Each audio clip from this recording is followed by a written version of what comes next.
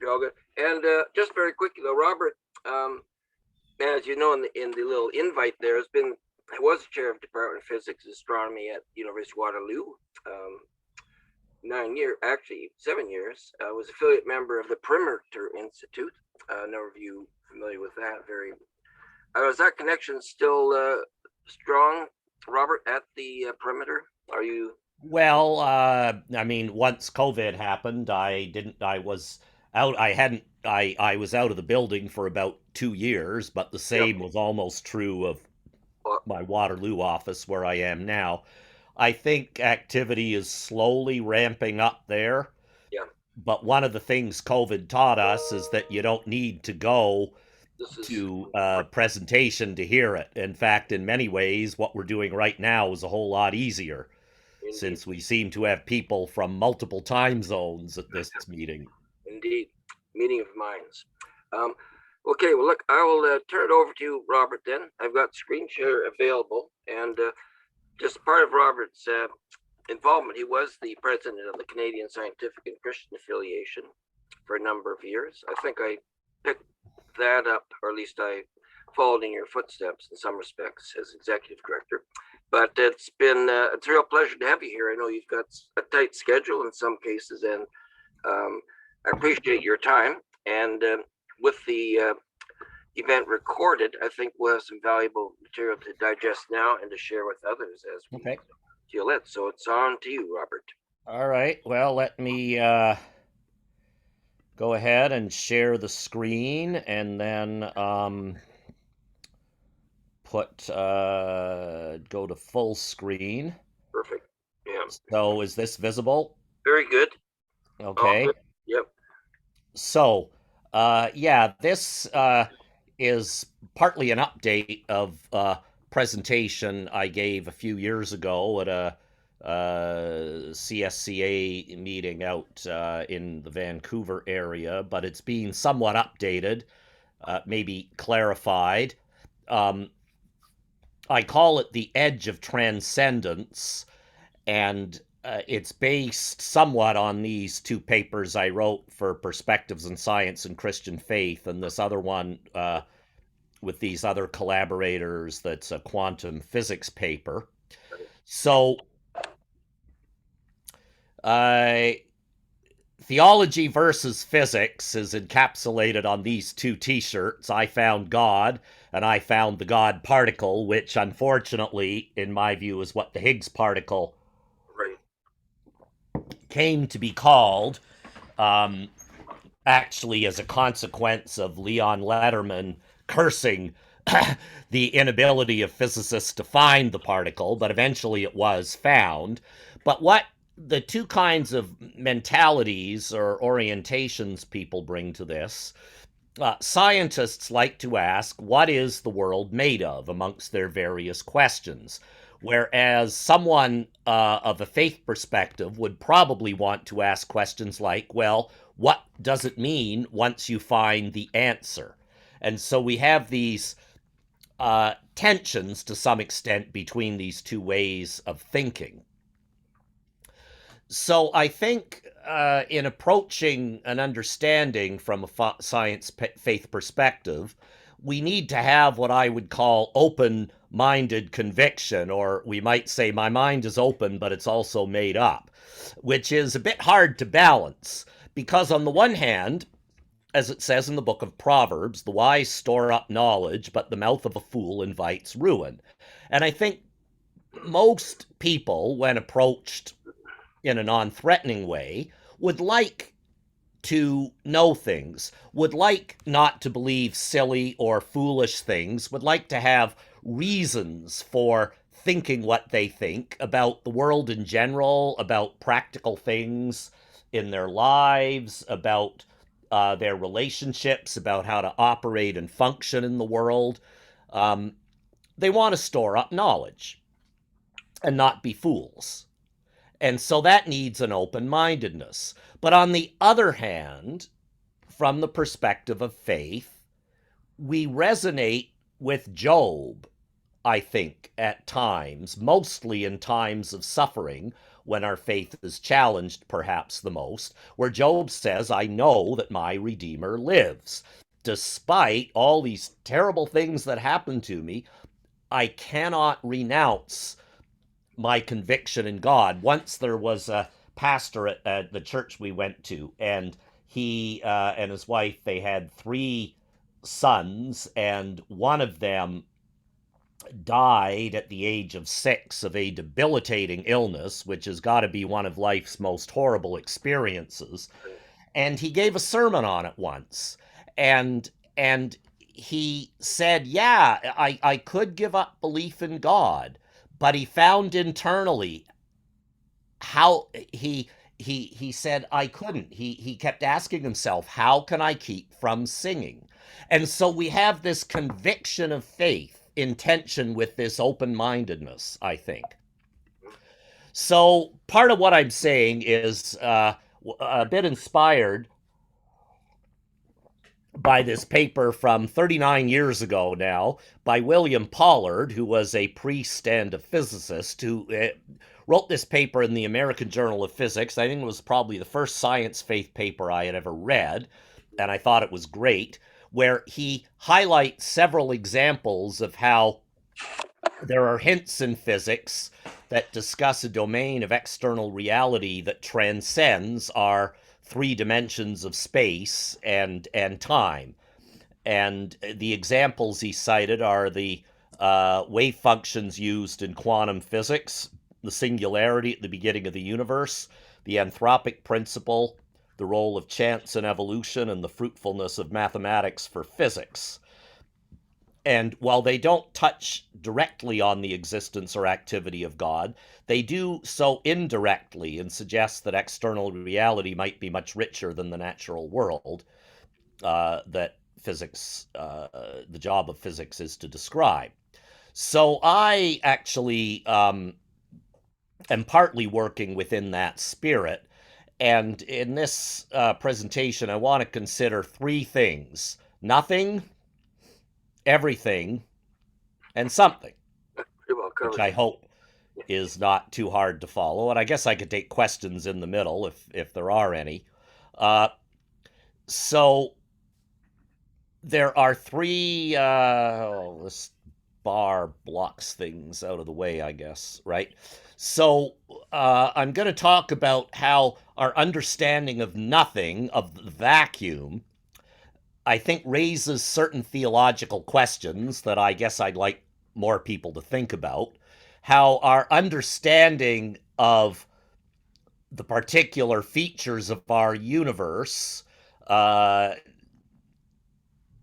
lead to some puzzles.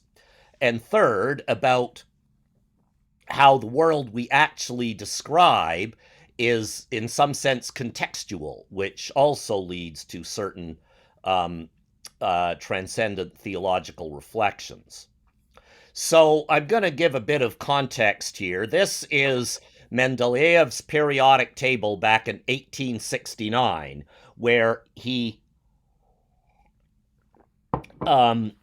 was able, based on knowledge of matter at the time, to organize the various elements of nature, beryllium and bismuth and oxygen and nitrogen and fluorine and phosphorus, and here they all are, all listed, by giving them various numbers that distinguished their properties. And they could be organized into what we now call the periodic table. And this is what we know in 2018, as I took from when I gave the talk. It's also 2022. Mendeleev's observations could be organized into a table, and when that was first done, there were a lot of holes in the table. There were some boxes not filled in. But since then, they have all been filled in. In fact, there's a whole lot more in this bottom row here than when I was in high school, when none of these boxes were filled in, but all of these various elements, like Roentgenium and borium and all these things, have been made artificially in nuclear physics laboratories. So in some sense, we have filled in our knowledge of basic matter. We have a very good understanding of how this works. At the level of fundamental physics, one of the new elements that's come in very recent years, by which I mean since 2016, is that the same thing has happened in physics.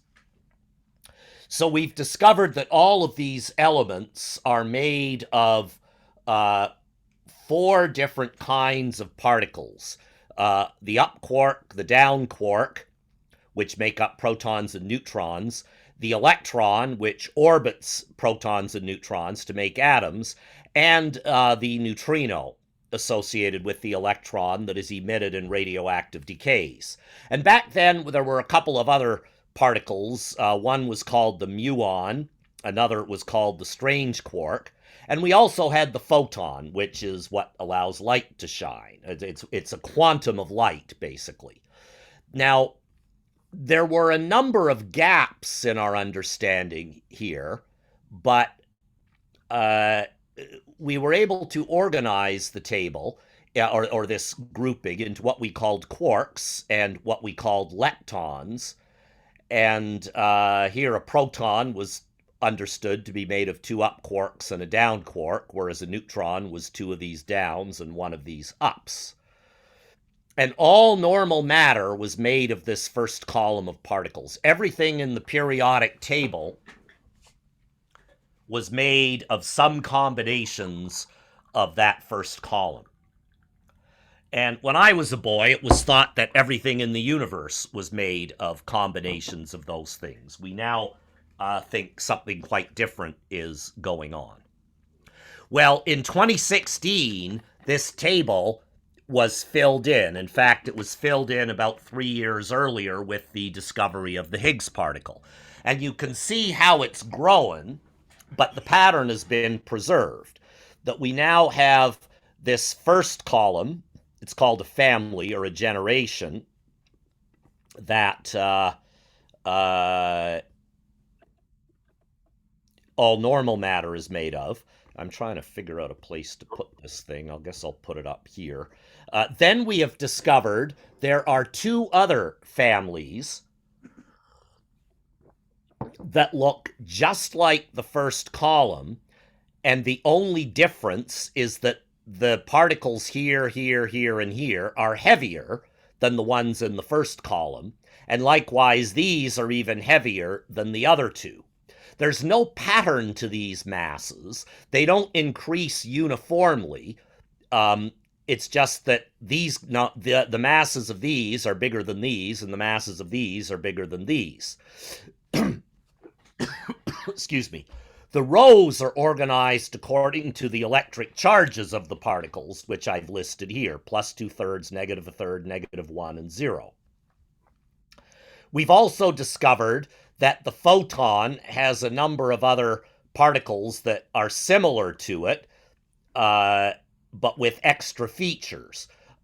We've discovered there are 8 gluons. These are the things that bind quarks together into protons, neutrons, and other particles. We've discovered there are 3 kinds of weak bosons that are responsible for radioactivity. And with discovery of gravity waves, we're pretty sure now there is a graviton, which is graviton is to gravity what a photon is to light. It's the fundamental excitation of gravity. And we've discovered the Higgs particle. That's the particle that is connected with the masses of all of these things here. So my point is that we have filled in the subatomic periodic table very recently. And we have, with this discovery, 2 triumphs of 21st century physics that capped off the confusing understanding we had 60 some odd years ago, I guess now. With the discovery of the Higgs boson, we now have a mechanism that gives all elementary particles their masses, and as a consequence, tells us gives us a fundamental description of the mass of anything, because everything is made of these elementary particles. With the discovery of gravity waves, we have the best evidence that gravity probably is quantum mechanical, and that space-time does actually ripple if you shake it, somewhat the way a bowl of jello ripples if you shake it. And those ripples are now observed when black holes collide, and there are now dozens and dozens of these kinds of events that have been found in the last 6 years. So here's another picture of what I drew in columns that shows how all the different particles are organized. We have the leptons there in this box, the quarks in this one, the gluons, photons, and Higgs bosons, and the WZs over here. And the lines basically represent what interacts with what. So quarks interact with gluons, but nothing else does because there's no line connecting with them. This line here means gluons can interact with other gluons. The charged particles, the quarks, these leptons, and the W's all interact with the photon. And I'm not going to go through all of them, but this diagram with these lines is another way of understanding our most fundamental knowledge that we have today of nature.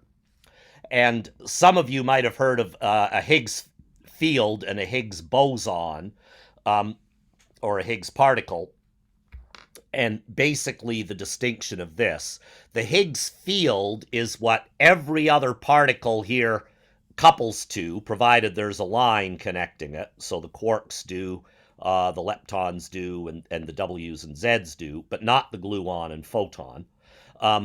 And they are being, their motion drags them through the Higgs field, and that drag force is what we perceive as their mass. The Higgs particle is the simplest excitation of this field, analogous to the way that a photon is the simplest excitation of the electric and magnetic fields. The Higgs is the simplest excitation of this Higgs field. Okay, so this model describes all known subatomic particles in interactions, and the key thing I want you to get from this part of the presentation is that all of these things have now been observed. And this graph here simply shows for the Higgs boson the comparison between experiment, what is observed with error bars, and what we expect to observe relative to the standard model. So if everything were done perfectly, all these dots would line up right with this dashed line. Deviations mean departures from the standard model, but all scientific measurements have errors encapsulated in these blue error bars, and the error bars all cross the dashed line. So there is no reason to disbelieve experimentally that the standard model is wrong. All experiments within limits of error agree with its predictions. So, there is, I'll just mention for reasons of honesty, very recently there was a controversy over how heavy the W bosons were, and people in Fermilab reanalyzed 10-year-old data and got an answer that was different than the standard model outside of limits of error. This has caused a controversy in the field, but it is by no means settled, and I think it's very premature to suggest that there's something wrong here. But stay tuned and watch. So, that's the context. The context is we now have established a full model of everything we can observe in physics. So one might say, well, all right, let's close up shop. What else is there to do? Well, in that context, there are three things at least to think about in the science-faith dialogue. There are actually quite a lot of things. But out of this, I think there are three edges of transcendence. One is the edge of nothing. I put up a quote from Marie Curie: "Nothing in life is to be feared, it's only to be understood. Now is the time to understand more so that we may fear less." There is a fear of lack of knowledge, but I'm going to talk about our knowledge of nothing. So let's go back to this Higgs boson from the picture. And what I want you to see, I put a red box around the part to pay attention to, namely that the Higgs boson interacts with itself. And this has profound consequences if the standard model, is all that there is. I really wish I knew how to get rid of this thing, but I don't. So it has to do with the vacuum, with nothing. This interaction with the Higgs boson with itself can be represented by a graph. On the vertical axis is the energy of the Higgs field, and on the horizontal axis, sorry about this, is the magnitude, how strong the Higgs field is. So when the Higgs field is of weak strength or zero strength, it has a lot of energy. As you increase its magnitude, this self-interaction has the feature that the energy drops until you make it too big, and then the energy goes up really fast. And it doesn't care if you make the magnitude positive or negative. Now, early in the universe, shortly after the Big Bang, the universe is hot, and the Higgs field has high energy, so the magnitude of the Higgs field is very small, close to zero, and here particles have no mass. So the Higgs boson also would be massless in that very hot, dense plasma.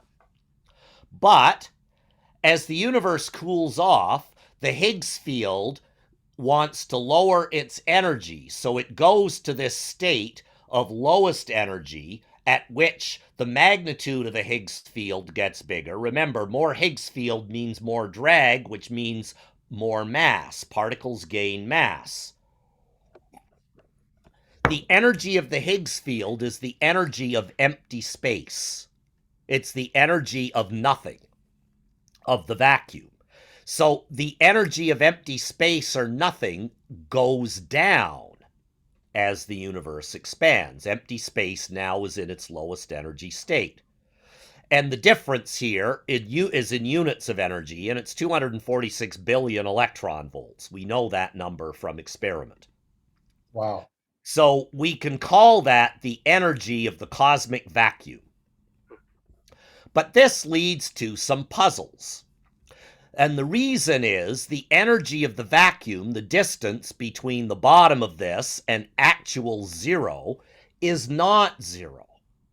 In other words, although we might naively think empty space has no energy, actually nothing has some energy, and gravity feels that energy, and that is what is causing the universe to accelerate in its expansion.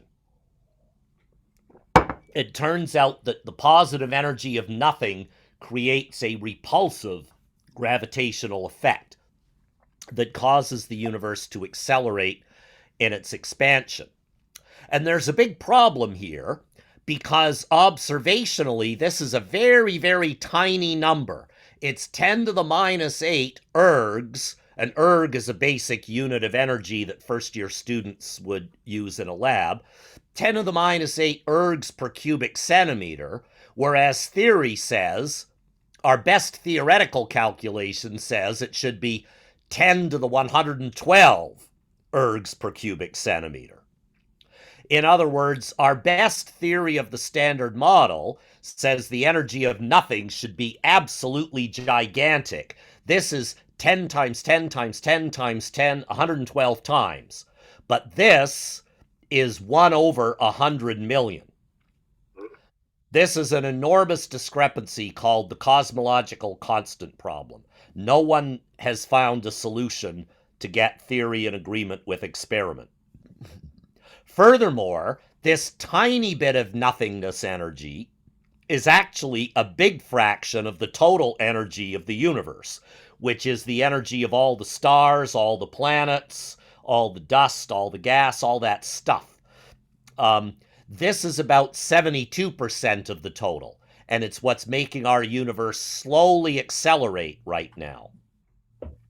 Now, now you might say, okay, well, that's sort of funny and a bit weird, but so what? Well, the so what that caused even more thought is that if the standard model is correct, in other words, if we've discovered all the particles there are, then this vacuum here, this lowest energy state, is actually not the lowest energy. It's unstable. And the reason is that quantum renormalization effects change the shape of this self-interaction curve. And that was done by this group of people in this paper here. This actual double well, if you look at it on larger scales, if you go way, way, way out here, so I've magnified it. Let me see if I've got that. So everything in this box is this part here. This part actually curves over again and plunges down to some lowest, even lower energy state that we don't know. Now our universe is sitting here, but it could one day quantum tunnel over here, creating a bubble of lower energy nothing that it will expand at the speed of light and ultimately destroy the entire universe as we know it. If our understanding of the standard model is correct.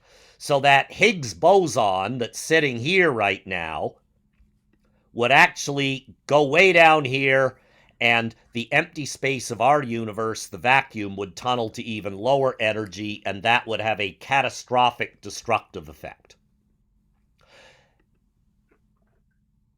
If this is right. Here's another picture of this. These people worked on this idea and drew a graph, and they discovered this instability region depends on how heavy the heaviest quark is, that's the top quark, and on how heavy the Higgs boson is. Now we know both of those values. They are right there. The Higgs boson is a little heavier than 125 billion electron volts, and the top quark, right down here, is about 173 billion. That's this number over here. But you can ask, what would happen to regions of stability or not for this Higgs energy curve if we could just adjust these masses, which is what these graphs are. So let's pretend we could make the Higgs boson mass whatever we wanted and make the top quark mass whatever we wanted. They found that there was a region of full stability. If the top quark were just a little bit lighter, or the Higgs were somewhat heavier, not a lot heavier, then we would be in a stable region. If the top quark gets too heavy or the Higgs gets too light, we're in an unstable region. Turns out we're in what they call a metastable, and that's the meaning is given up here. So a stable universe lives forever. It cannot decay. It's in its lowest energy state. An unstable universe, one that would be in this region, would be one where it would have decayed already in a time faster than the age of our universe. Metastable means it hasn't decayed yet, but one day it could. And we are right there. These circles are limits of error. So maybe, if our errors are in our experiments are such that we're way out at the edge, highly unlikely we could be in a stable region. Or maybe there are new particles that will adjust this picture. This line here is the line of vacuum stability. If you're below it, you're stable. If you're above it, you're not. So, what are the theological reflections from this? I think the end of the universe from vacuum decay is not a theologically neutral concept. The decay of the vacuum is catastrophic. A wall of energy surrounding the true vacuum we would be in a fictional false vacuum. Well, it's not fictional, but it's false, which means it's not the lowest energy. It would expand at the speed of light, destroying everything. So is this a built-in feature of creation? Is this something that God built in by, dare I say it, design? Or is this a reason to find new particles? Is this kind of thing evidence of a fundamental flaw in creation or not? And I don't know the answer to these things, but it is the edge of transcendent thinking. I do think one lesson we need to draw on is this. Ultimately, we cannot rely on the physical universe. We can't even rely on nothing. Our hope is in nothing less than God. Our hope, I think, is that the promises of a new heaven and a new earth really do mean a reality beyond what we see. And that reality means that the new creation will be stable, at least. But I invite others with theological persuasions or predilections to think on these concepts. We now know enough, this is why I talked about the knowledge of physics, to actually be able to ask these kinds of questions in a way that I think we might not have thought of even 20 years ago. Heaven and earth will pass away, according to Matthew 24, verse 5, but my words will never pass away. Maybe that means this. Over here. In Romans, the creation was subjected to frustration, not by its own choice, but by the will of the one who subjected it, in hope that the creation itself will be liberated from its bondage to decay, and brought into the freedom and glory of the children of God. There are hints in the New Testament of these features. Now, I don't want to push this too far, but I also don't think it's something we can ignore. There's something in the chat. What about the standard atomic model? Does what you describe just has a name? It would be called the periodic table of the elements, Prasant. That's what we would say that it would be. It's basically the purview of chemistry, but everything in the periodic table rests on the standard model of particle physics. All right, let's go to number 2, the edge of everything. Thinking here goes nothing could be the start of everything. Now, what I've got here is a picture, actually a simulation based on observation of what we think the universe looks like at very large scales. It looks like it's a gigantic spider-webbish type structure of galaxies. Every dot on here is a galaxy. Some are concentrated very close together, others spread out a bit, and there are other regions where there's basically no galaxies at all. So we have high concentration, low concentration, and medium concentration of galaxies. That is our best understanding of the universe at largest scales that we know of today. And from this, we've developed something that is based way back on an idea that Nicholas Copernicus had in the 1400s, and that is be wary of assuming uniqueness to your own observational viewpoint. Way back then, everybody thought the sun and the other planets orbited the Earth. But Copernicus thought, well, maybe not. What if actually the sun is at the center?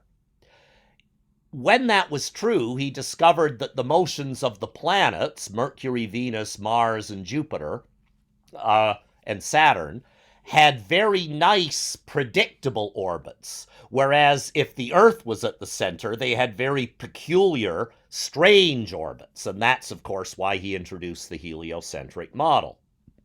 Well, today we combine this idea of the Copernican principle with this picture I showed you, that there is, although there's this spider web structure, on large scales, the spider web looks pretty much the same in all directions.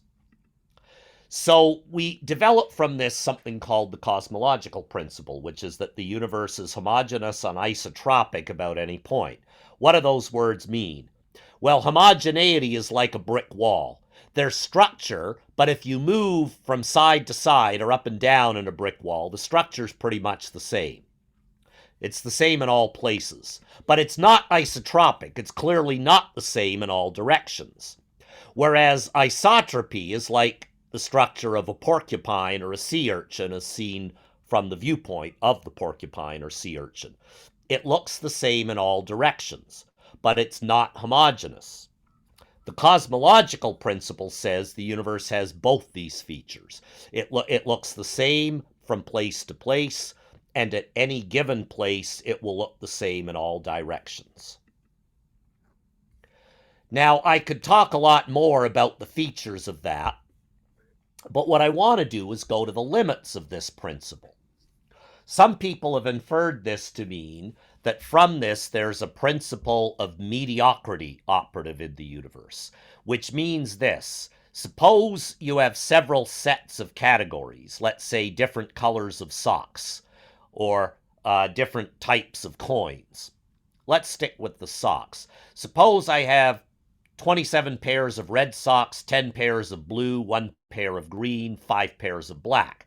Well, if I put them all together and I just pick at random a pair of socks, I'm most likely to get a red sock because there's more red ones. In other words, if you draw an item at random from one of several sets or categories, it's more likely to come from the most numerous category than from any one of the less numerous categories. Now, of course, this makes sense, but does this principle apply to the entire universe? In other words, is our universe a universe that's drawn at random from a whole bunch of possible universes?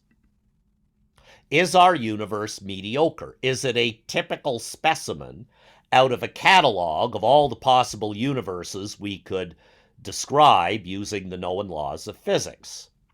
Cosmic mediocrity, if correct, would say, well, okay, it should be, and therefore the universe should be the same at all times. In other words, if I look at the universe at various times, a billion years ago, 10 trillion years from now, I should basically see the same thing. Well, that's wrong. That would be called the perfect cosmological principle, and we know it is not correct.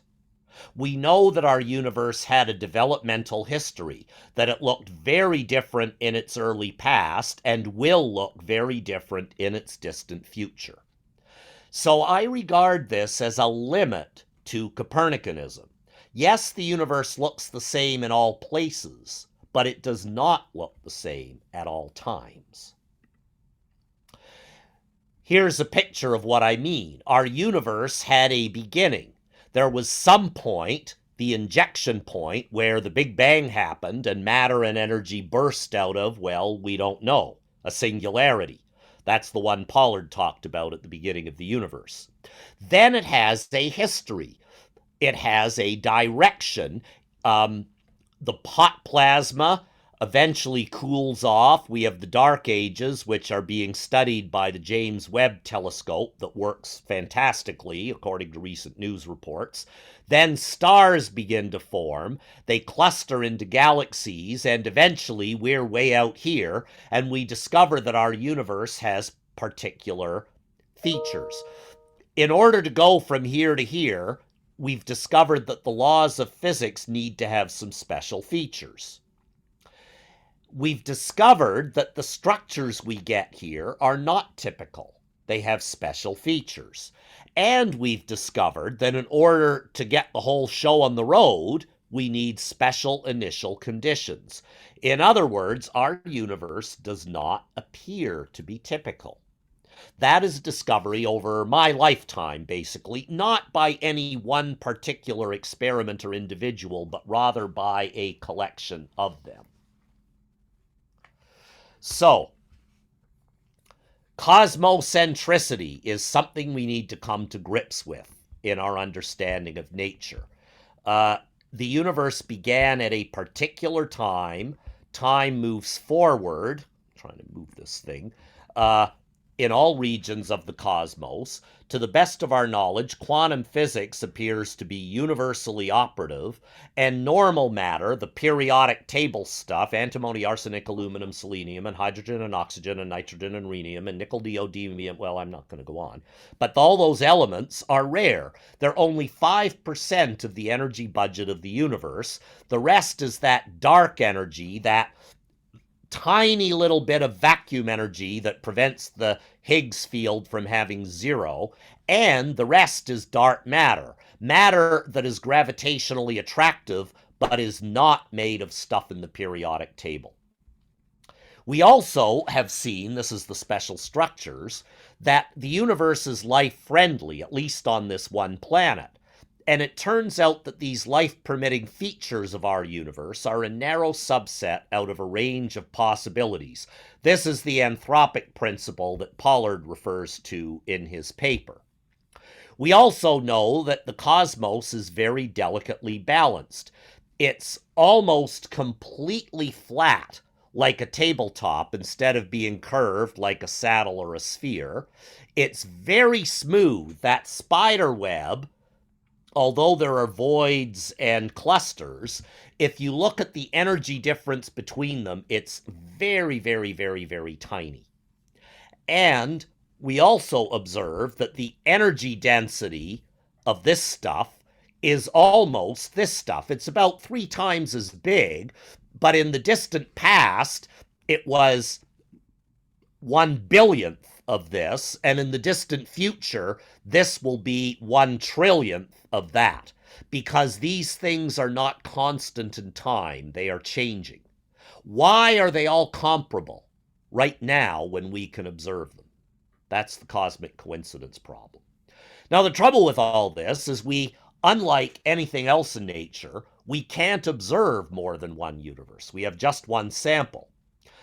So a guy named Brandon Carter, about 50 years ago, began to think about this biophilic character, this life-friendly character of our universe, and asked, does the existence of intelligent life on planet Earth, and yes, I know that's an assumption that's being challenged these days, but does the existence of intelligent life on planet Earth tell us something about the properties of the universe as a whole? The basic idea was, let's compare the universe that we observe with a set of possible universe that the known laws of physics would allow. And then we ask, are the life-permitting features of the universe that we see, the one we live in, are they typical? In other words, would they appear pretty much in most, if not all, of the ones that are allowed? Or are they rare or special? Would they be uncommon in the ones that are allowed? Well, the answer that we've discovered is it's their latter.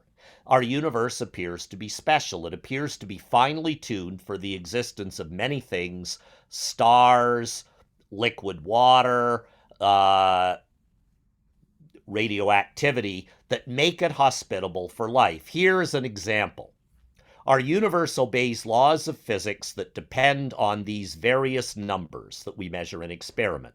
The strength of gravity, which is given by this number. The speed of light, given by this number. Planck's constant in quantum physics, given by this number. The charge of the electron, given by that number. The mass of the electron. The mass of the neutron. The mass of the proton. Now let's look at these last two. Consider an atom. Here's an electron, here's the neutron, symbolized by the red things in the nucleus, and here's a proton, symbolized by the blue things. Now, we know these numbers very accurately. The numbers in brackets are the errors on the last two in all of these things here. So, if the neutron were just 2.2% lighter, which means, let's say we change this 9, this red 9, to an 8, all the protons in the universe would have decayed. There would be no atoms, therefore no molecules, and therefore no life. So if this number, which seems to be anything we want it to be, our equations allow it to be anything we want it to be, but if we change just this one thing a little bit, there would be no life. Likewise, if we made this 9, if we bumped it up so 69 became 70 here, hydrogen would be unable to form. If there's no hydrogen, there's no water. If there's no water, we have no life. No life as we know it. That is called the anthropic principle. And you might think, well, that's just one coincidence. So what? Well, it turns out analysis has showed there are lots of coincidences amongst these numbers and many others.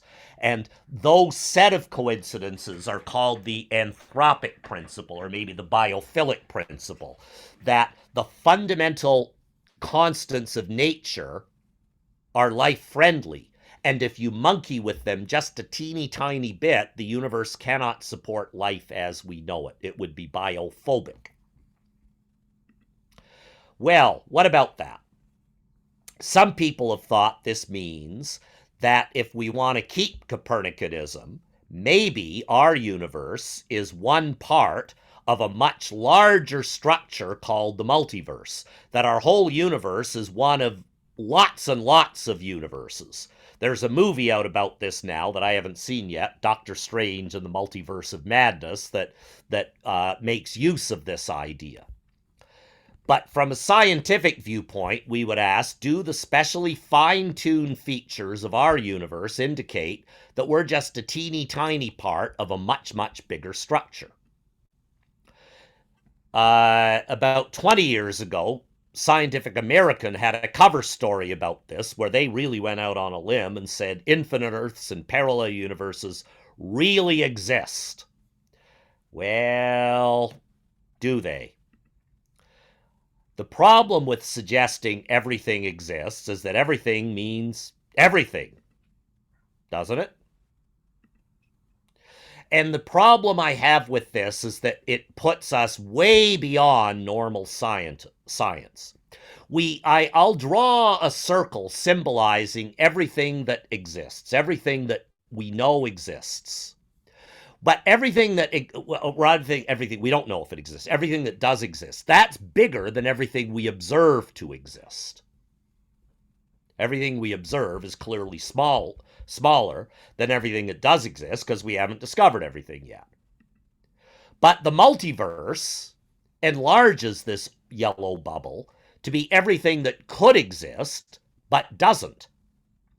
Right? There are things that could exist. In our own lives, we would be different people if we'd made decisions earlier in our lives than we made, and that would be a different kind of existence.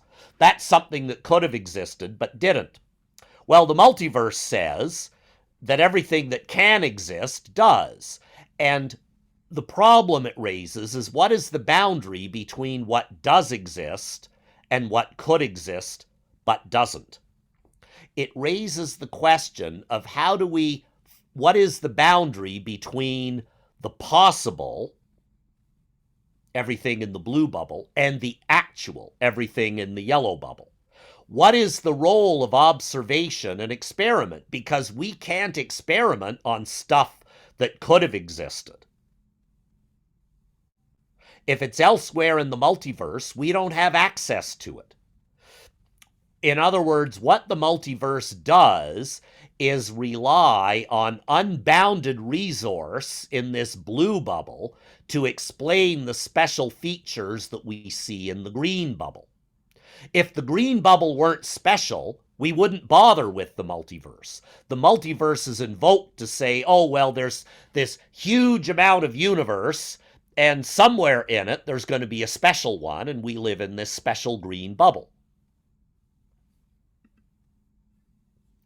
So how do we put a bound on this? How do we even do science here? And no one knows, I would contend.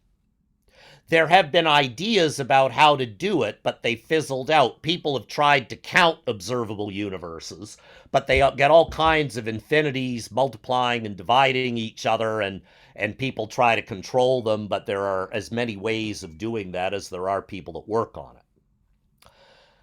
The multiverse also raises theological questions. And here I'll symbolize it by two statements of Jesus, who says, I am the way, the truth, and the life. No one comes to the Father except through me. So Jesus looks like he's affirming a single universe, or at least a single feature. But he also says, in my Father's house there are many rooms. If it weren't so, I wouldn't have told you. And they're in the same chapter. So is Jesus affirming a multiverse or a single verse? So there's an ambiguity here in Christian faith. And I like to look at it. I think this is interesting because it raises a new theological question, symbolized by these three numbers. One is the notion that something exists. I think that's indisputable empirically. 0 symbolizes nothing, that nothing could exist. And the old theological question is, why is there something instead of nothing? Why does something exist instead of nothing? Why is there 1 instead of 0? But this idea of the multiverse, that everything exists, introduces infinity. Why is there something instead of everything? Why does the universe have particular features? Why didn't God create all possible universes? Now, we don't know if God did that, but if God did do it, we have some very strange things, because it means all possible universes that we could have lived in did exist. And I have questions about the meaning of the significance of our decisions there. So I think we don't have empirical evidence of this, but then we have a question: why is there just one reality instead of many? This problem is known as creatio ex nihilo. I call this creatio ex omnia. Nihilo means nothing, omnia means everything. All right, that's a transcendent question about everything. What about something? Don't do nothing because you can't do everything. Do something. So let's talk about the fact that something exists. We know something. What are the known knowns? Well, we know there are lots of them, but in the context of what I've been talking about, we now know the age of the universe relatively precisely, 13 billion years. We know how fast it's expanding. And we know all kinds of other things from the Standard Model. But I also mentioned earlier, there are things we know that we don't know. We don't know the dark matter and the dark energy. We know that dark energy is about this much of the universe. Normal matter, the matter of everyday life, is about 5% of the energy budget. And unknown matter, that's gravitationally attractive, the dark matter, is about 27, 26%. But we have unknown knowns. Wave functions, quantum interference, quantum contextuality. These are things we know that we don't know much about. I'm going to symbolize this by an economic conundrum. Namely, whenever you want something, whenever you want to buy something or make something, you'd like it to be a good product. You like it fast, and you'd like it to be cheap and inexpensive. And the rule is you don't get all three. If it's good and fast, it's going to cost you a lot of money.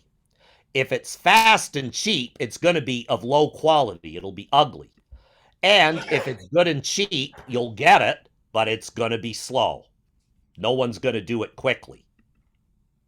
So there's no way you get all of them.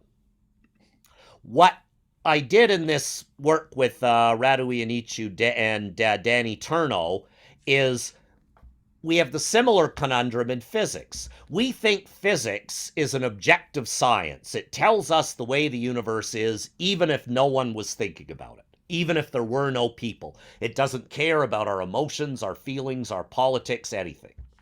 We also think the universe is determined from the laws of physics, that it's predictable. Tell me how it gets started, the laws tell me what's going to happen. And we think what we learn about it doesn't care about how we observe it. That's the independence feature. And what we found is you don't get all three. Let me put these things up. There's no way you get all three. What we found was if the universe is objective and independent, we lose our ability to make predictions about it. We lose this deterministic feature. If the universe is deterministic and independent, we lose the notion of objective reality. And if the universe is objective and deterministic, we lose the fact that we can do experiments independently, that we lose our independence of learning about it. Now, this is somewhat counterintuitive, but we found it comes out of our basic knowledge of quantum physics. So in the time remaining, I've got a number of slides I'm going to go through quickly. In everyday life, we observe two basic kinds of things. We observe particles like rocks or pellets or molecules, and when we fire them at random at a pair of slits, the particles go through the slits and would come out in two bands.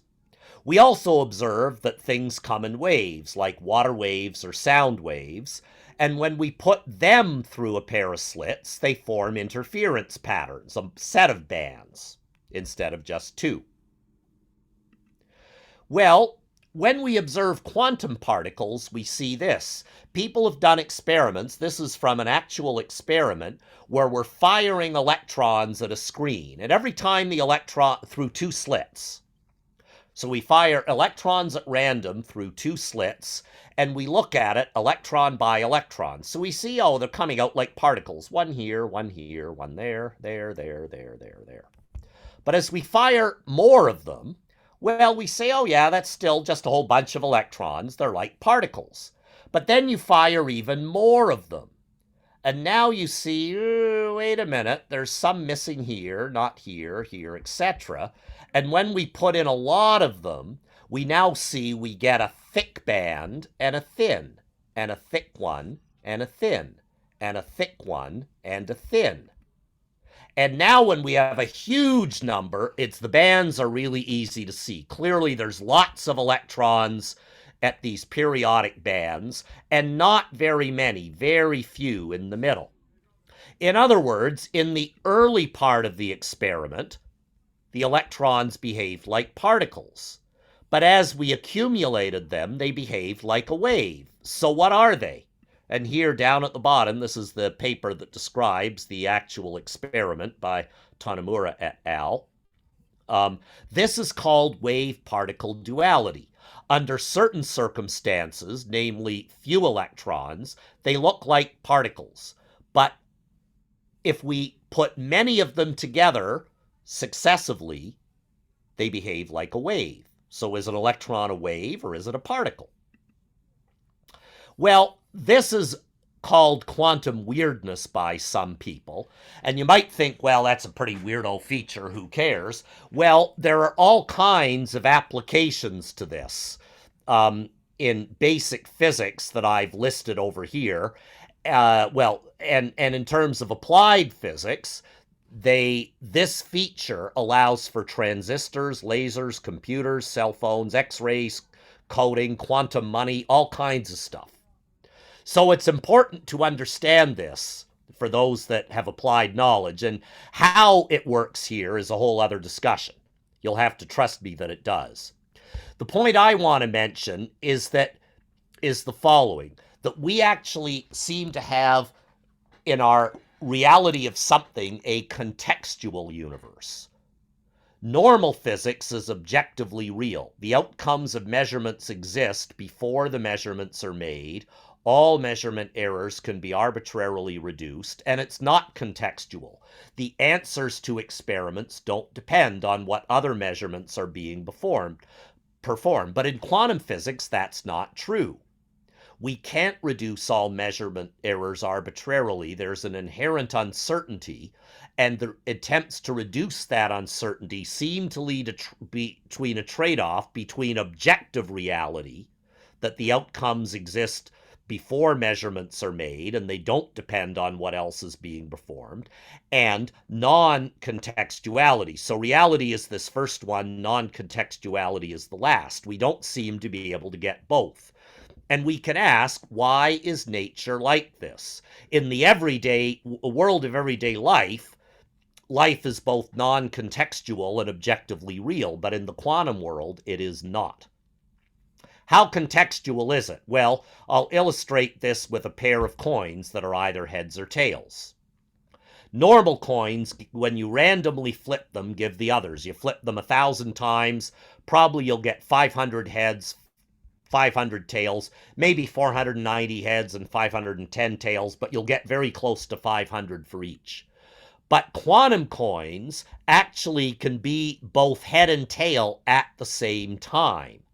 They are in an indefinite combination, where this alpha squared is a number that tells us how likely we'll get heads, beta squared how likely we'll get tails.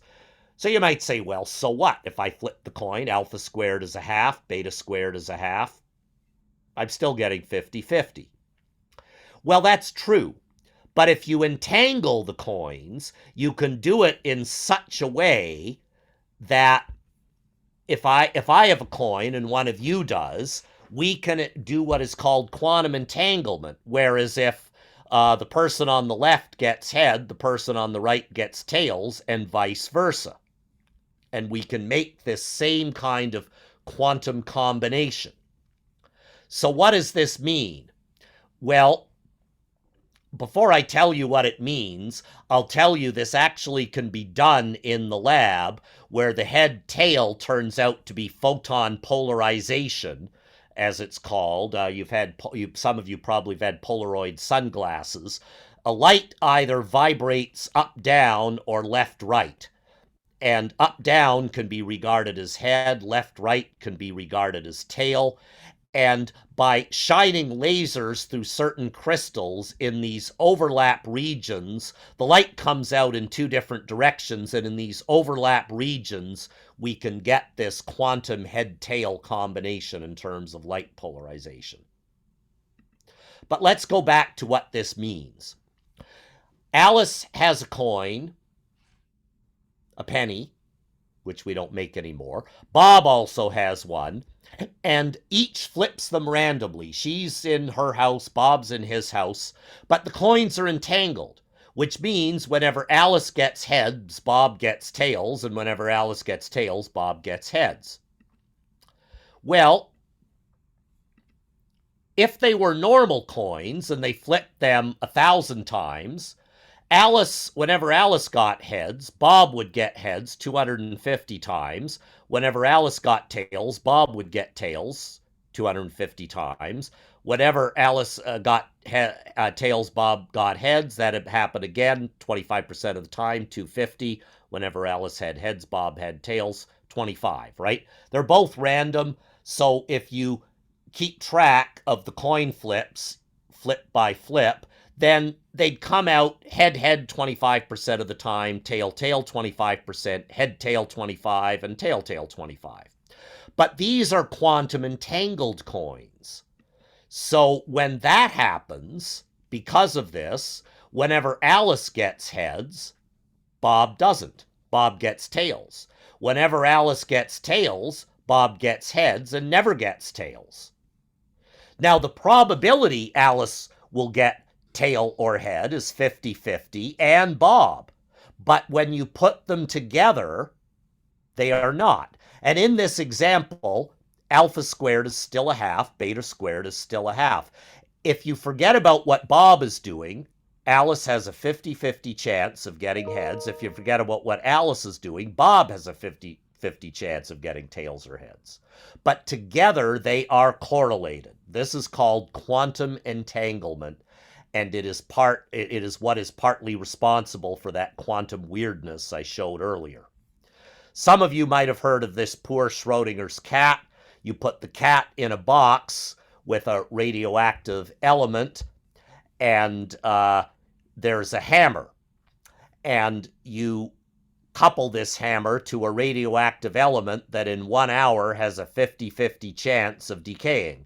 If the element decays, the hammer released, breaking the vial that kills the cat. If it doesn't decay, the cat is alive. So the question is, that Schrodinger raised, after 1 hour, is the cat dead or alive? Well, this setup puts the cat in the same kind of head-tail superposition. You have some chance that in 1 hour the cat's alive and the poison is still in the jar, or the cat's dead and the jar has been shattered or spilled and killed the cat. So what is it in an hour? For quantum light, we see this weird superposition, but how is this possible for an animal that is macroscopic like a cat?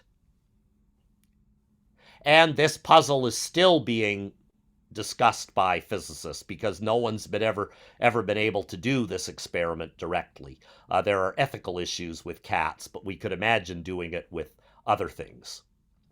So let's get back to this notion of realism and determinism. We looked at what light does, photons. Photons are either particles or waves. And realism would say they got to be one or the other, and some deeper physics we don't know yet will tell us which it is. Determinism says what happens to a photon in the future can be predicted from its past, determined by how photon detectors will click. Well, what we showed in this set of papers is these two concepts are not compatible. If you want photons to be real, you lose the ability to predict the future from the past. If you want the future to be predictable from the past, photons are neither waves nor particles. And ultimately, we found this Venn diagram I showed that you can have objectivity or determinism or independence, but you cannot have all three at once. So what does this mean theologically? And this is what I'm going to close on. I'm a bit over time. Normal theology generally assumes we have objective physical reality, and the context has to do with a human-divine relationship, the relationship we have with God. Foreknowledge of God might be considered a kind of determinism. But if quantum physics is real, maybe we need to think about quantum theology. What is the connection between these various concepts? What is the role of choice versus determinism versus objectivity? And I would contend that our combination of God's love and God's justice implies a Christ-like contextuality that some might call the movement of the Holy Spirit. In Genesis, let there be light. Does that mean let there be contextuality? Maybe there are more questions in the universe God created than there are answers. So I think, let me say a little bit, some have likened one application of this to what is called perichoresis, the notion of the Trinity, the mutual indwelling of Father, Son, and Holy Spirit, that they may all be one, as thou, Father, art in me, and I in thee, as it says in the Gospel of John. And some have likened this notion of quantum entanglement to this mutual indwelling of Father with Son, Son with Spirit, Spirit with Father in the persona of God. Is there a way of gaining mutual insight from these concepts? Entanglement is togetherness and separation. Perichoresis is individuality within unity. Each of these are individual entities, yet they are one entity, God.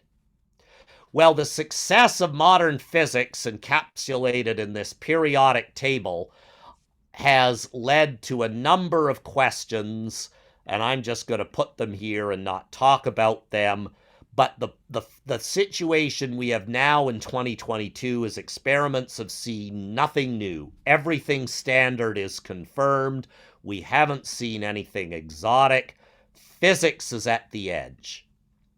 I think theology maybe is at this transcendent edge where we think of the instability of nothing, the particularity singling us out from everything, and the contextuality of what we mean by something. So I will stop here and thank you for your patience and attention. Thank you very much, Robert. And it is time now. We certainly 2:04, possibly a bit further. You don't have to leave. So I appreciate it. Thank you, everyone, for coming. And Robert, for again a very minded expanding presentation. It's always amazing how much you can press in such a presentation. And still Can't hear you. Yeah, it's a bit hard to hear you, Don. sorry, earphones. No, just thank you, and it's remarkable how much you've been able to compress into a presentation like this and still have it be very intelligible. That's rare to get. I mean, it's quite amazing, and elements of awe and wonder surface when you begin to describe the intricacy of our existence in this universe and what we know of it. I'll throw the floor open, just if there are any questions or comments. We'll make the recording available, and Robert, I suppose the PowerPoint, if you wish, could be shared. The comments really necessary. We can certainly share that if you would like. Yep. But let's open it up. You've been a very good, attentive audience, and I think witness to just how, I mean, just to my mind-boggling what we've just been presented with, but in an amazingly awesome way that it makes our existence possible. So, are there any comments or questions? There's a lot there to discuss, and thank you for just joined us, Jim, and also Sam Mercanti. Pleasure to have you. Yeah, let me throw that open. If there are questions or comments, I guess the theologians have a bit of catching up to do. There are Bob's on some of this, but it's very exciting. I mean, rather than being just a static and closed system in which God, people feel, doesn't have any place, this opens your mind to a wide range of possibilities, and certainly faith is required in many respects to put this all together. I guess, Robert, in terms of your experience, how has this level of presentation been received by those who are quite dogmatic in their beliefs, at least that there is? Well, yeah, go ahead. I haven't given it very often, so I can't answer. I mean, I like to think about issues. I mean, these are somewhat abstract issues, but they are put forward to us by what we found out about physics. And I'm more, I think there are a lot of science faith questions in bioethics and neuroscience and many other things.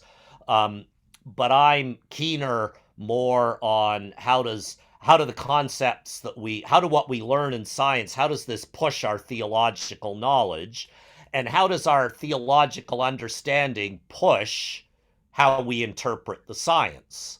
But there's two hands up already, so I should probably let them have so a I've say. got AJ and then also so I'll go AJ first, and then we'll have Priesteth. Thank you. Yeah. Robert, I was wondering about a couple of things that maybe you had some insight on. There was, you mentioned the importance of a shared reality or a reality to theology, to theological considerations, and how the multiverse can challenge that because, well, there are so many different examples of possibilities that we couldn't map all of them.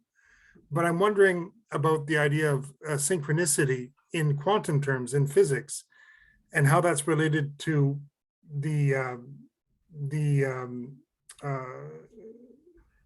related to entanglement, and if that helps us, because I consider like synchronicity not necessarily Jungian, but the physics concept that may be associated with entanglement means that my experience is being shared by somebody else. Because we're having a synchronicity experience, like on an individual, kind of a simplistic explanation. I'm wondering if you can comment on that, if it's appropriate to think that way. Okay, what do you mean by synchronicity? I don't know the physics terms. I've read it maybe a couple of years ago, and that there was some kind of theory of synchronicity that someone had posited that was associated with the quantum physics perspective. And so I didn't imply the Jungian specifically, but I just mean some kind of interrelationship between events in such a way that they are related, in a way that they can be experienced to represent a shared reality. All right. Well, probably what synchronicity means is whether or not something has a common cause. I'm going to guess that. So, suppose I go outside and I see two people wearing bright orange socks that are the same. Well, I'd probably think, well, that's a coincidence. There's no common cause. But there's certainly a correlation where, here's a person with socks, same socks. Now, then suppose I go to a movie theater and I see almost everybody is wearing these socks. Well, then I'd think, maybe there's a common cause that, some advertiser or somebody got people to all wear these socks. Now, again, I may be oversimplifying a bit, but what we observe in science in a lot of places, a lot of disciplines, social sciences as well, we observe correlation, right? And a lot of the job of science is to figure out what is correlated with what. What happens in quantum entanglement is things that should be correlated only by chance are correlated by much more than chance. That's what quantum entanglement does. So, of course, if I give Alice a coin and Bob a coin and they flip it many times, and I see every time Alice gets heads, Bob gets heads, and tails with tails, well, one possibility is Alice and Bob are playing a trick on me and they're cheating, right? And every time they flip, they're, I want to fool Rob Mann here, we're going to do this. But if I could control it so they couldn't cheat, I would think, boy, that's weird. And the trouble with quantum entanglement is you can't find a common cause for correlations that are stronger than what you would get by chance. So that's what one way of understanding what entanglement is, and it implies all this stuff I said before about contextuality. When you make it, it turns out that the reasons are complicated. It's a whole other talk to explain why, and that's for people that are advanced. But basically, this property has the implication that if you want a common cause, this is what people said, no, these correlations have got to have a common cause. There's some deeper physics forcing this head-head, tail-tail correlation.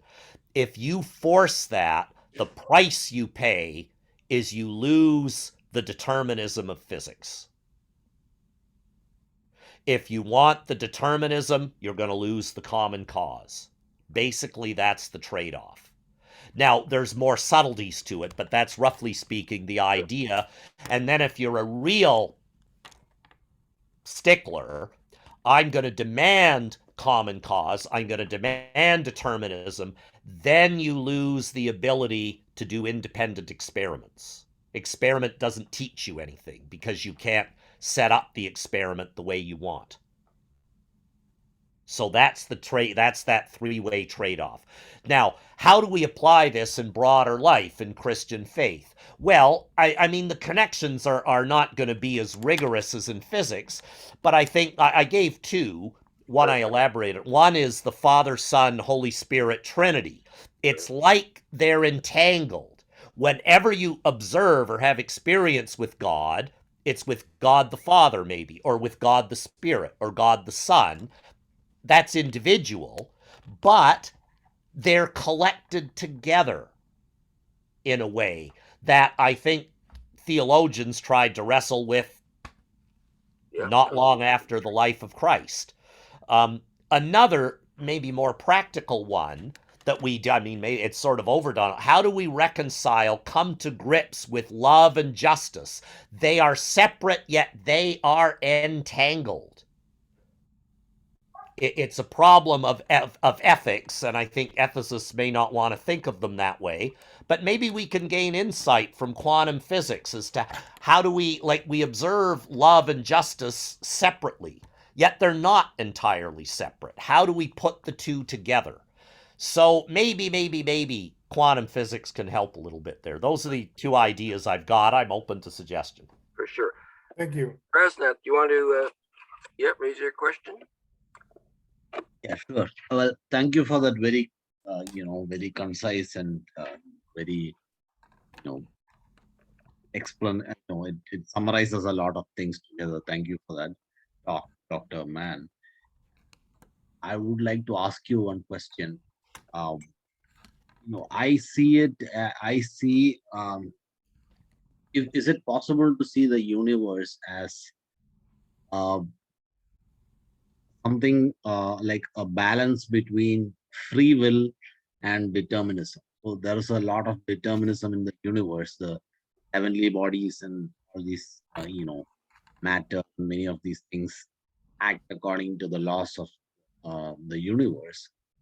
But there is something which is basically the free will of man and the free will of God, which is, both, which is non-deterministic in one sense. So, Oh, sorry, go ahead.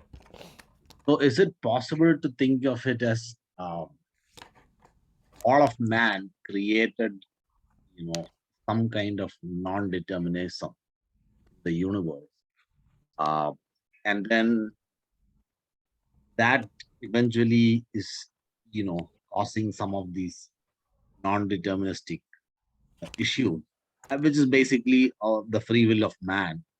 And eventually this, but if you remove free will, if you remove man from the universe, there is no longer any, non-determinism, because everything is pretty much determined. Only man's free will is non-deterministic. This So, is this true or? well, so my view, the short answer to your question is yes. I think there is a trade-off or complementarity between determinism and free will, and the question is, how does this play out in terms of scientific understanding and in terms of our own everyday lives? So one comment I have is that there quite a number of scientists really don't like the idea that we might have free will because they want the laws of physics to determine everything. They'd say the brain is a physical system, neural signals are deterministic signals. So ultimately, there is no real free will. And they even, like, some go to extreme, even in quantum physics, they want determinism of these correlations. So some call this superdeterminism, and I won't get into that. In my view, they're not very different from what I might call extreme religious fundamentalists that think God must determine absolutely everything. And in some ways, the non-theistic and theistic come right together, because one could say, oh yeah, this rigid superdeterminism is God determining everything. I don't think personally that's right for a number of reasons. One is my own experience that I have free will, that I seem to be able to make meaningful choices amongst a set of alternatives. The laws of physics are not like some rigid iron grid. They're more like a mesh or a net. They're supple, to use the word Polkinghorne used. That I push. If I have a trampoline, if I push on it, it bends, but it doesn't. It's not unbending, but nor does it fully fall apart. And I think we live in that kind of reality where the laws of physics are rigid enough to provide reliability and stability, but not so rigid that we don't make choices. Clearly, I can't choose anything I like. I don't have the ability to choose to fly on my own. Birds do, but I don't, because I don't have wings. I can't choose to breathe underwater. Fish can, they have gills, but I don't have gills. So there is a determinism, there is a range of a power to act within my own life that constrains what I can do with free will. But I don't think it constrains it indefinitely. In fact, I don't even think the concept of no free will makes any sense. If free will is an illusion, who's being fooled? What does it mean to not have it. Empirically, nobody lives like they don't make choices. Find me anybody. I defy you to find me one person in the world that lives as though they do not have some kind of free will. So we don't understand this very well, and I think it's a problem of neuroscience to distinguish between what is determined and what is choice and how we get it. My personal view is quantum physics may have something to do with this. I was at a talk an online talk last week, or very recently, by Erica Carlson, who thinks, and I'm a bit inclined to agree, that a notion of emergence has something to do with this. If you take a single water molecule, it's not wet. But if you have 10 to the 23 water molecules, the water feels wet. Wetness is an emergent property, and free will probably is some kind of emergent property of neural signals that doesn't make them any less important. Anyway, those are some of my thoughts on this, but it's that is yeah. I don't have time for a lot more because I got a meeting very soon. If there's one more question, I could take it, but unfortunately, I'm going to have to go in another minute or two. Appreciate your time. Any other comments? A lot to think about that last matter in terms of freedom of will. Certainly, Luther grappled with it in his classic book, Bondage of the Will, and ties it into moral and ethical conditions as to how we act. And anyway, the big question, and it's certainly important one. The insights provided by physics and your understanding, particularly around the Trinity, I thought was very fascinating, at least in terms of kind of analogy that really gets us at the deepest mystery, really, of all, which is the Trinity and understanding of it. Yes, I appreciate very much your time, Robert.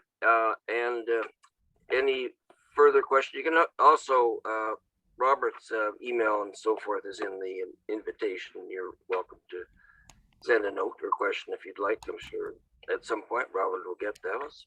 And we'll make this recording available as well as the PowerPoint with it, perhaps. That will be useful. But good, Bob, Ryan, good to see you here. You got in a bit at the end of the discussion, but we'll... He's muted. You're muted, Bob. Sorry. Bob. Sorry, you're muted there, Bob. Yeah, I was a little confused about the time zone. So you must be in Eastern time zone, huh? Yeah, I have to make that more clear, perhaps. I thought it was Central, so that's why I was off. We'll show you the recording anyway and pick up. That's great. I'm very interested. Yeah, and we'll keep, okay. And yeah, the next session actually, Teresa, I'll send that out. There's going to be a presentation in 2 weeks' time. Teresa Willen on the Great Reset. Actually, she's just done a paper. Cool. That will be very informative. Okay, thank you. Good to see you, Robert, virtually, and perhaps one of the meetings. Someday in person. Thank you very much. Yeah. Bye-bye. Right. Have a great day and a good night. Yep. Take care. All right. Bye-bye. Thank you for organizing it, Don. Yep, no problem. Take care. And where you are, AJ, you hang in there, and I'll talk to you, AJ. Sure. All right. All the best. It must be late for you, President, now, and Yes, it's 1:30. it's a bit late. 1:30 I don't in the know night. what time, like 2:30 seems to sort of balance Europe at least, but India is a little more of a stretch and fits into the West Coast as well. But anyway, we'll work on that. All right. Wonderful. Thank you. Have a Thank you. wonderful evening, God bless. guys. Thank you. Bye. We'll talk soon. And yes, Wayne, glad you be here. Yeah. Thanks for letting me in today. Oh, pleasure and pleasure. And yeah. I think I'm left with a lot more questions than what I had before, but I'll discuss them with Robert. You have that privilege. Yeah. I mean, I think just the incredible element of awe and wonder that I'm more of a mechanical discipline because of what I've done. I was involved in the transportation industry, and So I always thinking in terms of mechanical advantages and all the possibilities of what the rotation can do, you know, the concept of rotation. And I keep telling people that if nobody figured out the concept of rotation, what would our world look like? Yeah, for sure. You And know, so within those that are realm, yeah, very interesting. those are things that I think about. Yeah. Anyways, thank you for letting me in. Pleasure, and perhaps we'll see you again. We'll send you a notice for the next event. And actually, Wayne, can you send me your email or just put it in the chat before you leave, and I'll keep you on the list. In the chat box there, you just put your Okay, email. I'll type it in right now. Perfect. Okay. And AJ up in Sudbury, good to see you. Good to see you. Finally, we've been missing each other. That's right. You played phone tag for almost a week, I think. My schedule is getting a little bit crazy with all the hospital appointments and so forth. I'm sorry to hear that. Yeah. And but we carry on, and I'm there. Okay, let's look there. I think Wayne, you've got your email in there. That's my full name there. Okay. Yeah. You're very good. And thank you again. A pleasure. All right. All the best. Nice meeting you, Wayne.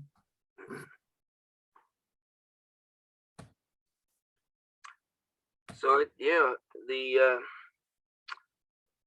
next year the CSA ASA is going to be right in the Mississauga campus of U. Yeah, I read that in the email. Great location. Yeah, I'll probably do something there. But yeah, I think I'm at a critical point. Obviously, I'm stretched to the limits, just trying to keep the whole center moving forward. Yeah. But I have got an agreement with the current kind of manager of that property that it really gives us pretty much all that we need to get Ted's collection organized and set up. Oh. But I do need to get funding in that, and I'm kind of caught in just day-to-day operational stuff, trying to keep ahead of it, and then really putting in place the plan that does really address funding on a long-term basis. Right.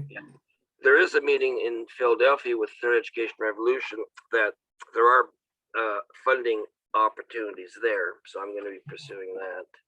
Oh. And your note there, I mean, that's an interesting concept. I just found that today. I was at, were you looking for that in particular? No, I attended an online conference for fundraising executives, and that information came that way. Well, and I guess it's current. It was passed through Senate, and it's currently being read. The bill is being read in the House of Commons right now federally. And so, but that addresses the exact problem that the Oak Center has been having. We're stuck. We're sort of stillborn in that. There's no way that we can develop funding and move towards even a nonprofit status in the future. And these articles that I had been reading, and one of them that I sent you mentions these exact issues. And I the one the last link. And I forgot you did the course or on the fundraising. Yeah, that's right. Yeah. Was it fundraising or? It was fundraising. Anyway, lots there. Something I'm very weak on, or have really not devoted my attention to. But this looks to be very promising. My strategy is a couple of things. I mean, sort of the big thing is we do need a grant at some point, but that. If there is a possibility of funding, say in June or whatever, people are much willing to put something in to get the whole idea of the bridge, just like becoming a founding member. So I think there's still an opportunity to actually be a founding member, putting in $350 or whatever it is. Right, that's right. We talked about that briefly. So I think we ought to refresh on that, and I think I should probably do a little tweak. I haven't really worked on the wording or the messaging in the GoFundMe campaign.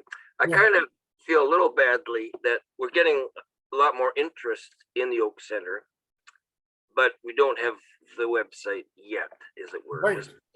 And I mean, right now, just time, energy, and resources are such that we just have to carry on like this for a little Yeah. longer. So, Yeah. but there may be ways we could tweak. I mean, the presentations you did are really good in there. And Yeah, maybe tweak another one like that. sure. I could create another video, Yep. explanation video for sure. I think so, and that would help. Like what I've been doing, I have been getting some contributions in. You see, it sort of trickles up. Yeah, And I'm putting a lot of my own in as well. So there's a limit that's there, but it's I'll keep doing that because partly it does create a sense this is still very much a project that people are interested in and contributing to. I haven't systematically done not quite a place where we could do a more broad appeal for funding because our identity is just a little bit almost nebulous, if you know what I mean. Like some Right. people really get it, and I had a fella in. I'm going to be having. They're looking at taking space on the 15th floor to our research center of sorts, also. oh, yeah, So if that happens, that would be extremely good. One part of what I'm thinking, just on the sort of the basics, I think we've got an arrangement now with the tenant. That's the main kind of holder of the lease, whose business is doing quite well, but they've hesitated for moving to Toronto there, so that they haven't. But the space is now defined, and we have got a whole other room given to us at no additional cost, oh, great. which is for storage and filing at this point. Oh, But then good. we're also able to use other areas in the office to expand. And Ted's busy working on getting stuff organized, but it's always a bit of a challenge. Oh, yeah, So I think we're in the bit of the home stretch where we'll be able to get funding, and I want to factor in minimally. I mean, just have a kind of a retainer with you, so at least we've got it makes sense for you. oh, yeah, that would be financially. good. I can, So a lot of my commitments have changed, so Yep. I have the time that I can commit. It was the last contract I had was extremely demanding from a lot of travel. There's a lot of travel and working odd hours and long over the weekend hours, and I couldn't plan my very far in the future because of it. Yep. It's not regular, but Yep. that's changed now, so I can plan because there's Okay. no regularity. What is that still work with the revenue? No, revenue, Canada actually contacted me and made an offer, but I didn't have time to commit to it. So I'm Okay. hoping they call back again, actually. But Okay. I'm more developing in Hamilton. I've become a client, like a full-fledged client of the Innovation Factory. Perfect. So Excellent. and I mentioned this briefly before with you, but and you said it was okay then, but I'd like to reaffirm. Yeah. For the Innovation Factory, I need to be located physically in Hamilton. Okay. So Oh, I I need see. a mailing address of the In same- Oak Center. yeah, exactly. But Perfect. not under the Oak Center's name, under my name, but Yeah. that address. Is that okay? I think that's fine because in Oh, spirit, you're there. Yeah, exactly. And I intend to be there more often this summer. Yeah. for Well, that's sure. good. What's the project with the Innovation Factory? Right now I'm developing learning, online learning, e-learning Okay. for myself, Yes. for my business, because e-learning was really what I did my thesis in. I did it in immersion, 3D immersion and 3D VR for e-learning. Yeah. So I'm developing an online learning management system. Well, this is definitely very relevant to the third education revolution. And it is, and that's why I picked Hamilton rather than doing it here. I thought, well, I might as well, there's going to be an opportunity sooner or later to work with Don on this kind of stuff. Yeah, and I think I'll share you. I haven't been able to wrap my mind around a lot yet, but some of the e-learning development from South Korea looks very interesting, and to be able to interact with it. I can forward over some of the PowerPoint presentations on that, just to give you an idea. But you're right on target. I mean, I think the e-learning, because that's to make the Oak Center a resource hub. Yeah. It's nice to have the local but it's got a global market. We have a global market now. Yeah, that's Uh, great. And that's really what came through the third education revolution. And I think a number of pieces are coming together. It's just that it's taking time, and Yeah. I'm overstretched. And then with Mickey's chemo treatments, that adds a whole other layer of activity on as well. So, Yeah. but I do plan to go to Philadelphia in June, the sort of founding meeting really of the third education revolution. Cool. And I'm planning out the Inkling sessions through the summer. So I'll update. Now it'd be great, of course, if we had the website, but we don't, and that's fine, because that right now the concentration on just we're producing content. We've all these really good videos accumulating, and it gives us profile. And right now, as we so one of the key aspects we want to do is we're really here to curate and make available the best in the thinking in various disciplines, not create. We're not trying to duplicate or create our own stuff at this point, although I think having some scholars in residence would be good. Yeah. Oh, yeah. That'd be cool. So I really appreciate all you've done. I mean, it looks, and some of the stuff, I mean, that you did last year, we didn't really make use of, like the thank you piece with all the pictures and so forth. So I think, if we can use your talents as temperate in some of those presentations, just up those presentations within our GoFundMe, just work with the GoFundMe. I think so. Yeah, I think that's a good idea, and it'll keep people up to date and give them more information to help them feel like they're more like part of the community. And what I might do is actually, if I send you some more condensed information on third education revolution, Okay. the Oak Center, and just how it's kind of act local, think local. No, act local, think global. We kind of got the that we are in a center that has immense resources. Like two things: if the people come in on 1501, they're going to meet tomorrow. It's a good part. They've got quite a significant library as well, and they would fill that room. Then I'm looking at the Institute for Christian Studies in the other room, but I need someone with more deep pockets to really underwrite that. But if that could be, then you've got a concentration of material that would really make that a go-to place, both just coming to do study, but also then if we digitally integrate all this stuff and put it on the in the online world, it is added value there as well. Oh, for sure. So I agree entirely. Yeah. we'll keep at it. And I say the stuff they've been doing in South Korea is kind of blowing my mind. Like there's some very big companies, but it's part of this broader movement. I've got a there's so much to absorb by it, but I've just worked on kind of a summary, cleaning up the summary document of what third education revolution is about. And in Philadelphia, they're going to work on the branding of the project. Right. So I think the term. I think one of the concepts is truth and transformation, which is an organization in Europe. Take that as the overall title, and it's truth and transformation global. So and then there's the different regions. Yeah. As much it's sort of like third education revolution is a bit of a mouthful, and it's hard to explain what the heck earth are you talking about.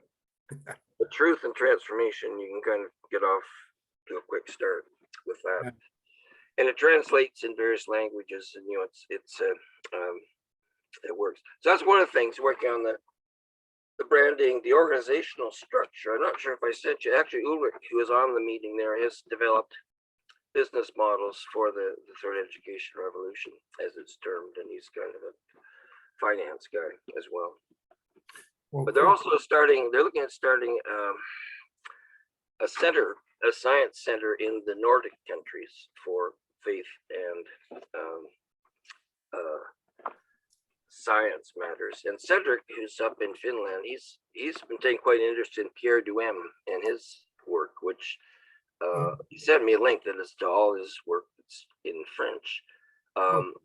But he said there's just no history of science being taught in many of the universities there. So I'm thinking that the Oak Center also could be a resource for the Science Center project in Finland, probably, or in the Nordic countries. My experience, Yeah, I had some really good experience when I was doing my course in science museums. And there were people from Nordic countries who came by, and we learned a little bit about their philosophy of presenting science information. yeah, And they had in North America, we have a really strong and rigid perspective where we present science as entirely something concrete and factual. yeah. But the clear impression that we got from the Nordic representatives Yeah. was that they were comfortable with intermixing fable, mythology, Yeah. and magical instances. So having a dragon, like say a statue of a dragon for children to play on in a science museum, wouldn't a mythical dragon wouldn't bother somebody who's in the Nordic country, but in Canada we would say, well, it's not really. We should have maybe a dinosaur or something more appropriate. Yeah. So I think that's a really interesting thing for the Science Center and Faith. Yeah. In Nordic countries, it was probably a really cool endeavor to get in, project to get involved in. Yeah, no, I had no idea. When was that you were involved in that? Oh, that was years ago. That was 2008 when I was studying that. Yeah, that was years ago. Well, time flies, eh? When you're having fun. Yeah. Our Templeton years go back and then That was just after the 30 years. yeah. Well, that's good. Anyway, let's keep in touch on this. Normally I'm reachable. I've had some issues with my cell phone. I'm getting it replaced. Oh, that's good. I'm kind of working here for the most part, but then getting into the office, I have to do more there and get some stuff organized. But Yeah. I'm sort of stretched. I'm actually right now a month behind the rent, but they're fine. Like I keep. Oh, good. But Oh, good. not a huge thing. And the agreement we've got is very good. So we've got a solid arrangement that should allow us to really get established there. Oh, Because we're an ideal tenant as well, because there's not a lot of traffic. And as I said, we use wall space rather than floor space. So we just need some good walls and we're all set. That's right, eh? So I think Well, I'll be by this summer anyway. Maybe when we you asked me too. I do think that group will be on again. Friday morning one. I'll That'd be cool. get a notice. The event with Peterson's postponed to February. So, but interestingly, Vishal, who's I should try and get you. I don't know if you've got a copy of the If I sent you a copy, the Third Education Revolution, I do have a digital copy of it, which would be of interest. I'm not, send me the actual book. No. But the book is right now not like if you order it from Amazon, like it costs 40 some bucks, like it's $45 because of the shipping and everything. It's crazy. Yeah. So we're trying to get a publisher in Canada. Okay, but look, let's keep in touch. And do you want to connect on the material, on the actual media? Yeah, I think definitely what I'll try and focus on some basic content around another little video piece, just to bring people up to date. That we're still here in expansion plans and so forth. I'll put together a few points. Yeah, send them to me and I'll develop something. Perfect. Okay, well, I appreciate it, and we'll keep in touch. Okay. And the work up there is reasonable at this point, at least your schedule. There's I had it rains. When it rains, it pours. I had so many offers all at once and I couldn't take them. And so I'm trying to follow up and chase those offers again. Right. There's a couple of them I would really like, and I'm just making sure my skills are all in order for that. So sure, build up your profile. Be glad to do it. While I'm doing that, I'm developing it. Yeah, I'm glad to reference as needed. So cool. All right. Well, I better run. Okay. Dog barking upstairs. So. Great. I'm on Mr. Mickey, and I look forward to your email with the information. For sure. And I just say also the acting kind of executive director for the ASA we had a really good meeting on Saturday, but he's a real Jim Collins' business. He's really a business strategist as well. Oh, Yeah, we have a cool. lot to talk about there. Cool. When is that conference again? Is it next It's year, next right? year. Yeah, next year. I had no idea there was such a great facility there. I've been out of touch a bit, but the Mississauga campus is an excellent facility. Oh, cool. And it's easily accessible as well. So, all right. Good talking with AJ. Cool. Keep in touch and we'll keep moving forward. Okay, talk to you soon. Yep.